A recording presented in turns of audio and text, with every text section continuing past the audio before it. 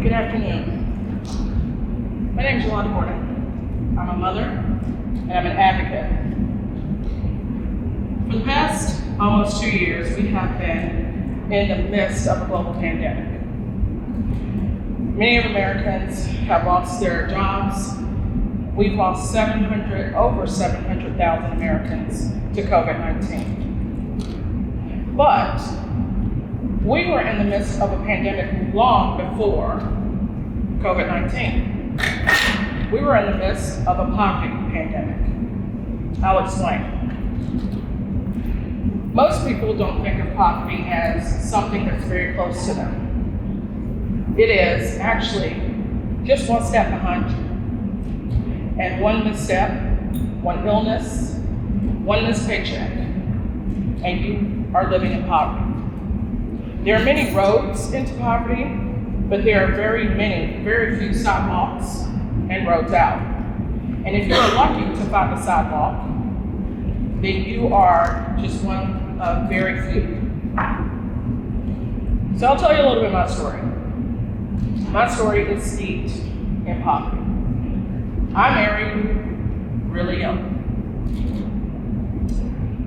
I divorced really young. And I had 3 beautiful round-faced babies that looked at me every day for all of their needs. Sometimes I didn't have the answer. My son was diagnosed on the autism spectrum, and then my youngest daughter. So I had to make a lot of tough decisions. I had to work jobs that were flexible with their therapy appointments, as well as with their early intervention. I am a former Supplemental Nutrition Assistance Program recipient. What we know as SNAP, or other people know as food stamps. It wasn't something that I wanted, but I knew that I needed it for my family because of course the rent eats first.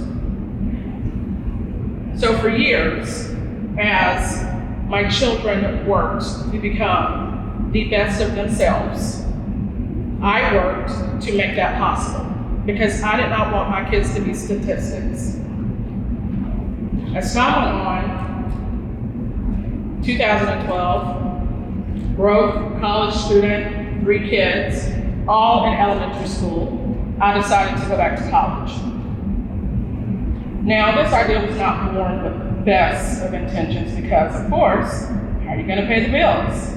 So I would pick up jobs here and there, sometimes working 2 and 3 jobs just to make ends meet. And then I would go home, stay up late with my kids, do my homework, and make sure that everything was done for the next day. I did this for years, and my children watched as I proved to them, no matter your circumstances, you can do anything you put your mind to. So, the truth of the matter is, there are millions of families like mine in America. There are millions of adults like me in America that don't have children. And all of us have experienced the dehumanizing moments that you walk into an office, a sterile office, and sit and tell a stranger all of your business. Now, I will say, it's not because of personal failings that we end up in this situation. When we grow up, we have all of these dreams about doing all of these wonderful things, but due to circumstances, you end up where you are. So, of course, on TV, we hear about the welfare queen. You know, she lives in a mansion, wears furs, drives a Cadillac. She don't exist. I am a person that was once on welfare. I never wore fur. The best that I could do was maybe sweatpants and t-shirts and jeans and t-shirts. Sometimes I would have holes in my shoes, but it didn't matter because I was the first face that my children saw every morning and the last face that they saw at night. That was the most important part to me. So, We hear politicians that talk all the time about work requirements. People need work requirements so that they can get out of poverty. I'm sorry to tell them, but most people that live in poverty work. Most people that get SNAP work. Most people that need Medicaid work. They make your coffee. They bring up your groceries. They're the people that you see cleaning the floors at the mall. They're the people that work for minimum wage. They're the people that work for under 30 hours a week. They're the people that get close to full-time hours, they get close to getting benefits, and then it never happens. Those are the people that politicians talk about. So they work. And of course, work is self-sufficiency and it improves their lives. Well, you're already self-sufficient if you keep a job. And on top of that, safety net programs do improve lives. It helps lift millions of people out of poverty every year. And I'm not saying it's easy, by no means. Because I can tell you all the glares that I got in grocery stores as I would load my cart with my 3 children, walking through the store, feeling uncomfortable because people whispered. At first, it was just stressful, and then it became annoying because I work hard. I've always worked hard.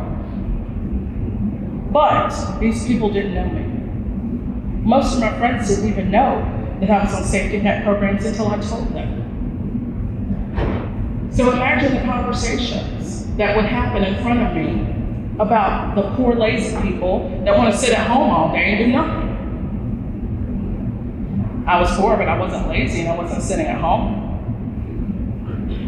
So one solution I had for myself started in 2012, and it is definitely a bold solution. There was an organization that saw a glimmer in me that invited me to go to Washington, D.C.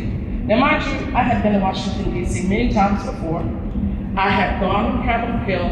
I had talked about the importance of global vaccines and how many children die every day from a vaccine-preventable disease because it didn't touch me. However, this time it was different.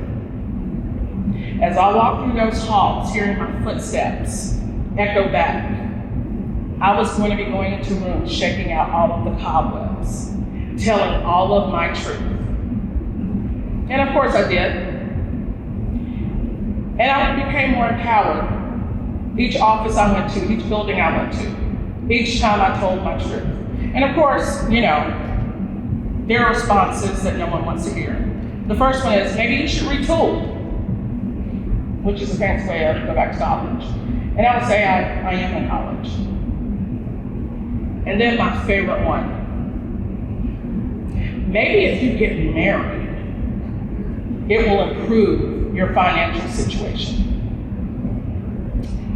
Well, I'm sorry, I've already been married and I wouldn't recommend that to anyone. So facing challenges, this little brown girl from South Carolina walking through those halls knowing that those halls were built by people that looked like me. Shouldn't have been there, right? Wrong. I deserve to be there. Every vote that we make gives us the right to be there. Every time we listen to a politician on TV giving us the best version of what he thinks we want to hear, we deserve to be there.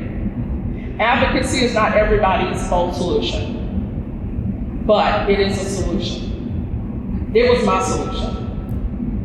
So the joy is that I eventually graduated from college, eventually landed a job, continued to volunteer for this organization that saw so much in me. Then one day I applied for a job, and I landed. And it is the most fulfilling, the most fun I have ever had in a job, because I get to affect the lives of young adults. and teach them that you have every right to walk into the Capitol.